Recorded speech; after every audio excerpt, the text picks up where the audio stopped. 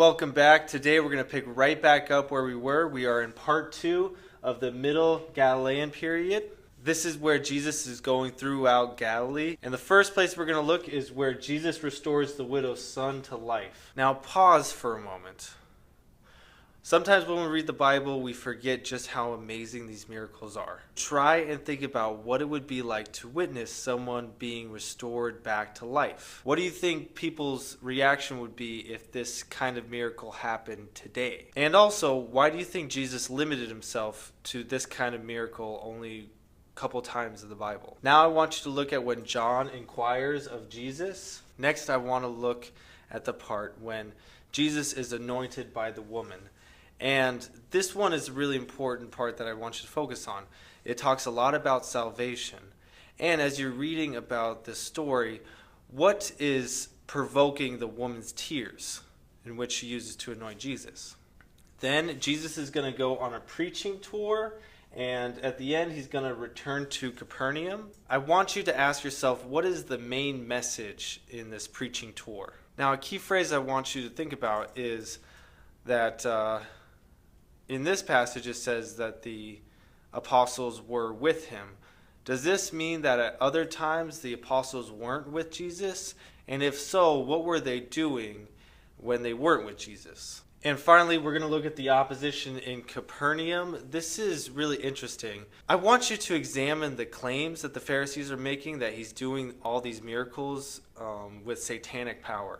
All right, so after Jesus goes around Galilee, he moves closer by the sea. And the first thing I want to look at is probably the most important part of this section, and it's where Jesus is talking in parables. So focus on all these parables, and if you can go by one parable at a time and try and pull out the spiritual truth and make application to your own life, I think that would be very valuable to you. After the parables, we go to sort of what is like a parable in action, where Jesus stilled the tempest. What weakness in the disciples' heart is revealed here? Also notice that this is a double miracle, because if he would have just stilled the winds, then the waves would have no doubtedly kept going crazy.